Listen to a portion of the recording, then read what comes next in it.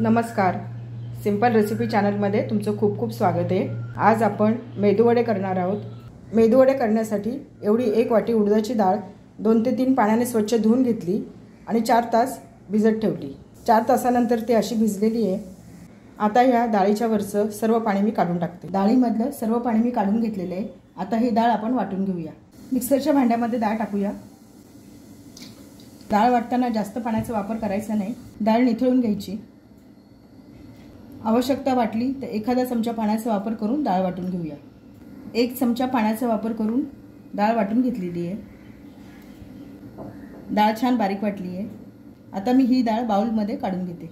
डाळ अशी घट्ट असली पाहिजे, जास्त पाण्याचा वापर करायचा नाही।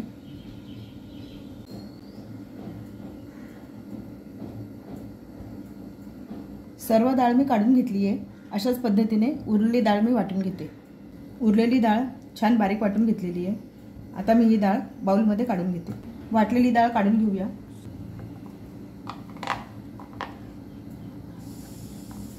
चार ते 5 मिनिटं पीठ आपण फेटून घेऊया। चमच्याने किंवा हाताने एकाच डायरेक्शनने पीठ फेटून घ्यायचं आहे। अशा प्रकारे पीठ फेटून घेतल्याने वडे छान हलके होतात। 4 ते 5 मिनिटं पीठ व्यवस्थित फेटून घेतले।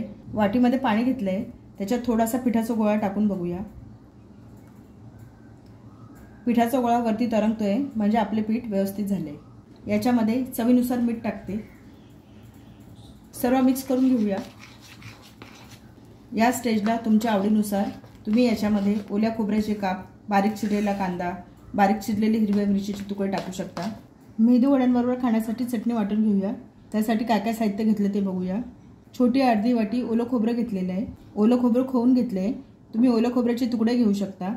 2 चमचे डाळवं घेतलेले आहे। 2 लसणाच्या पाकळ्या घेतलेल्या आहेत। 2 हिरव्या मिरच्या घेतल्या आहेत। थोडीशी कोथिंबीर घेतली आहे। कोथिंबीर स्वच्छ धुवून घेतली आहे। हे सर्व साहित्य आपण मिक्सरच्या भांड्यात टाकूया। मिक्सरच्या भांड्यामध्ये ओलं खोबरं टाकूया। ओल्या खोबऱ्याच्या ऐवजी तुम्ही सुकं खोबरं घेऊ शकता। 2 चमचे डाळवं घेतले ते टाकूया। 2 लसणाच्या पाकळ्या, 2 हिरव्या मिरच्या घेतल्या आहेत, तुकडे करून टाकूया। मिरची तुम्ही तुमच्या आवडीनुसार घ्या। थोडीशी कोथिंबीर, अर्धा लिंबाचा रस। लिंबाच्या रसाच्या ऐवजी तुम्ही चिंच टाकू शकता।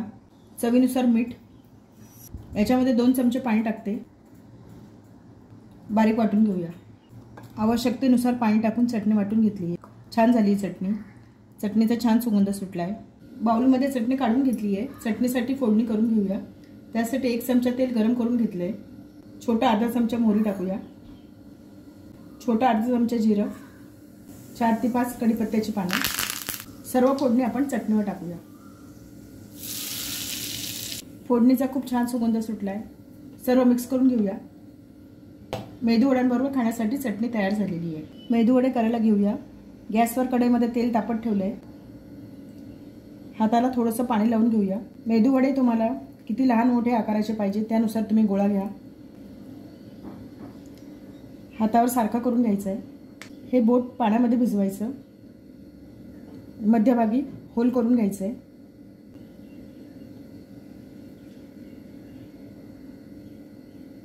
दोन्ही बाजूने होल करायचं आहे। आता हा वडा आपण तळून घेऊया। मेदू वड्यांसाठी कढईमध्ये तेल तापत ठेवलंय। तेल गरम झालंय। याच्यासाठी तेल कडकडीत तापून घ्यायचं आहे। वडा टाकूया। वडा टाकताना गॅस कमी ठेवायचा आहे। वडा करताना प्रत्येक वेळेला हाताला पाणी लावून घ्यायचं आहे। दुसरा वडा टाकूया। मीडियम गॅसवर वडे तळून घ्यायचे। उलटवून घेऊया।